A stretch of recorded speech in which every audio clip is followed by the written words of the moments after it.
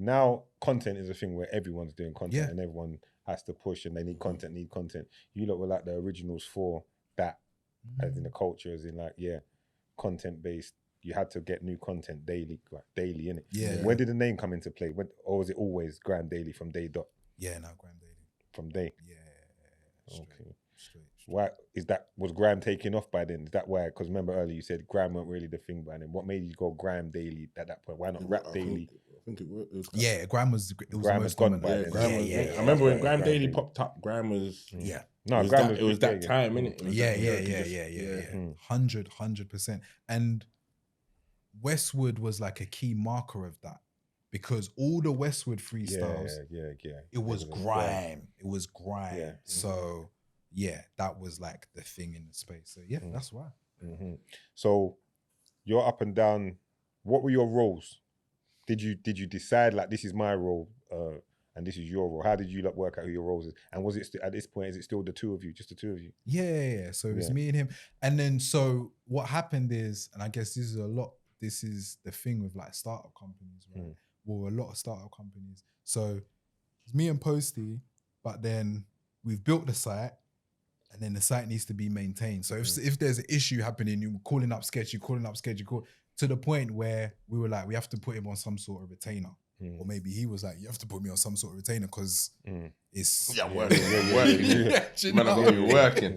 He's at work and then we're calling him and he's got to step out and all of that stuff. So it was me and Posty, but Matt, like this thing can't run without... But he's on a retainer, but he's there's hands on, but you two are in charge of this platform. That's you two. It's you two's platform. Yeah.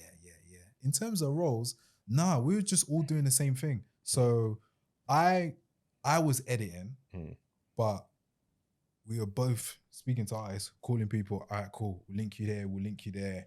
Like it was whoever spoke to the person. Right, got you. Yeah.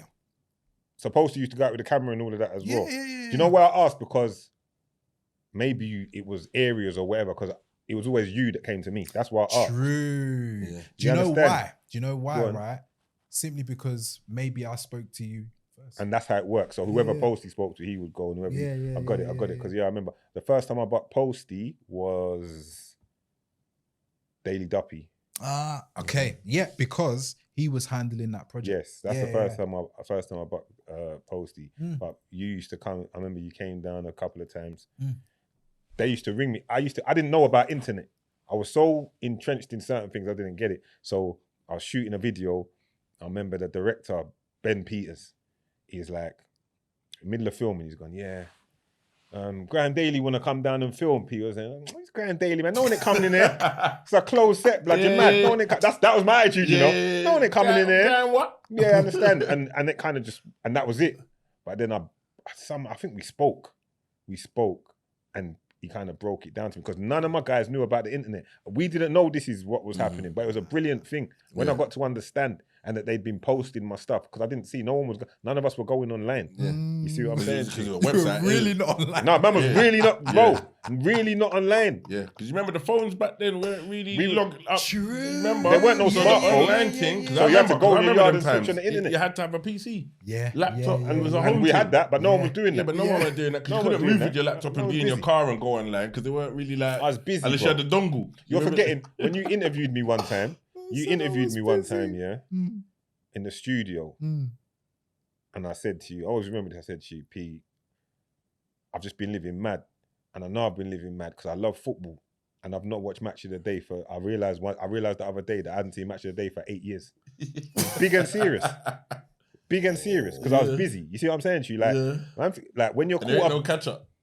Them times there's no catch up. You might hear the result in passing, but I was busy. So I remember that timestamp in my mind of that means me saying that to you in the conversation. Like, I hadn't watched it. I was busy, but I was outside, so we didn't know about the internet. But back to what we're saying here. So so when you came to film, and you came to film at my gym as well, and you filmed quite a few bits and pieces. Yeah, you understand.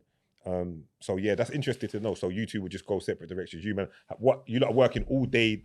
Editing, filming, getting the content in, building relationships. Yeah, but at first it wasn't all day. It's like we were working. So Yeah. Oh, you still had your jobs at the same time. Yeah. So see, that's what I'm saying. People have to understand the grind. So you're going work, finishing work, going filming. Yeah. Editing till 2 a.m. That's mad. Waking up at 6, going to work, falling asleep at work, all of that. Yeah, all of that. Yeah. But you know what it is? The passion. Of course, it's the passion. Where were you working in? I was working at a property management company in Liverpool Street. Yeah. Yeah, I can see that. Yeah. Where was Posty working then? He was working at he was working in law. He wasn't at a police station or anything like that, but he was like that.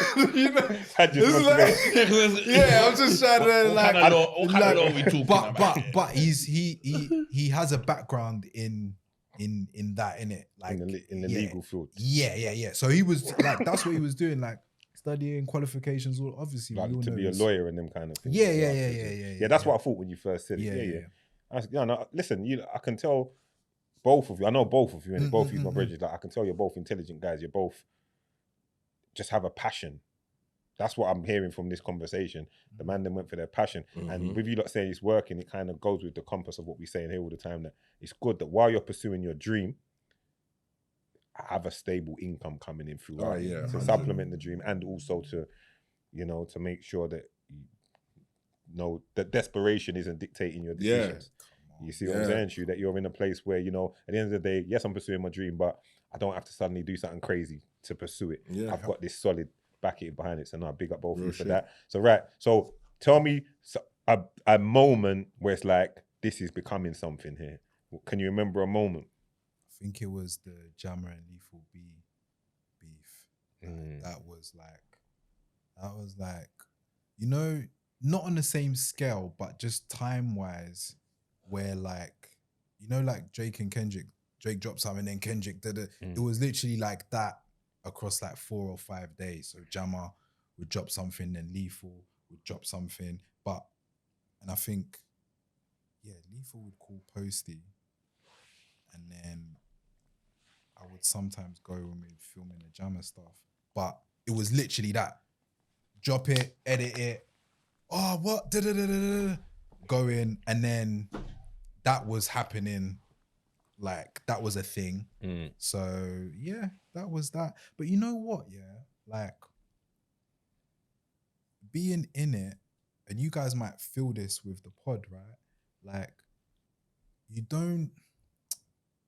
someone can say to you, "Oh, that's big," or "You've done this, you've done that," but you're still you, innit? Yeah, I feel that. 100%. Yeah, so it's like the actual optics of what it looks like. I remember TD Jakes did this thing, right, where he had this sermon. He had this sermon, right, and at the beginning he's sitting in the crowd. So the sermon started and there's no one on stage, and then the spotlight goes to him, right? And I think what he was trying to say, I think this is what he was trying to say, but this is what was coming to mind, is that like, you can see me, but I can't see me. I can't see all this stuff. So with the Jammer and Lethal thing, just logically, I know that loads was going on, but I didn't feel like gassed of like, and then you start feeling yourself, and then you start changing, like, obviously, you might do this thing that, like, it's like, oh yeah, no, that's working, and then you just do it. Like, I've never felt, I've just Pierre, innit?